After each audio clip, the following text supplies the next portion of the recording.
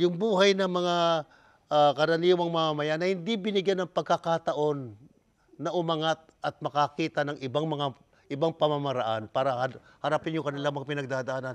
Iba doon sa merong mga pagkakataon. Ay, kanina, nabalis, kaya lawayan mo. Oo, hindi masama yun.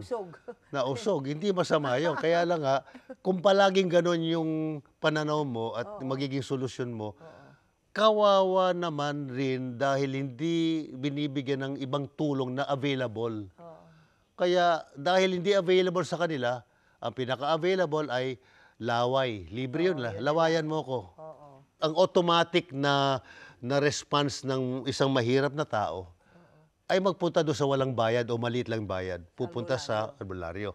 Ngayon, kung pupunta sa doktor, meron rin ganong response eh. Hindi naman lahat ng doktor. Pero maraming doktor, dahil alam na walang means to, hindi na magre-recommend ng MRI, blood chemistry, pumunta sa neonatal doctor.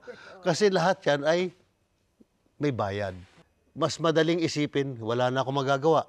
Inaswang ako. So we are saying, Father, there could be a rational explanation. There is. Kung bakit nagkaganon siya. Oo, diba? kung tutulungan. Kaso, hanggang doon na lang eh. Hanggang doon na lang. At si Rosana hindi nag-iisa. Ang dami-daming Rosana.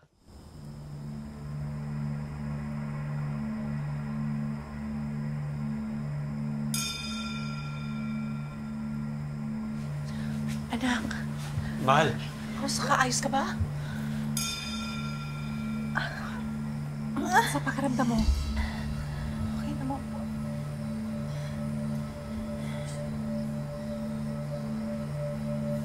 Patay na po ba yung aswang?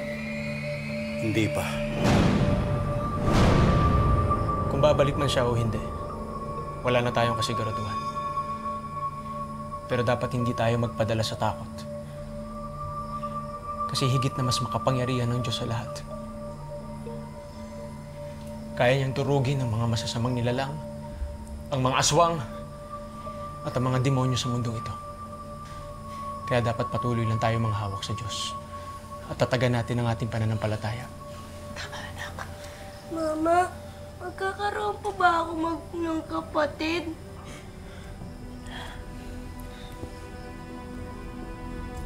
Tanging ang Diyos lang ang nakakaalam, anak. Anak, patawarin mo kami. Dahil sa kagustuhan namin magkaroon ng isa pang anak, nawalan kami ng atensyon at oras sa'yo. Nalagay din sa peligro yung buhay mo. Patawarin mo kami.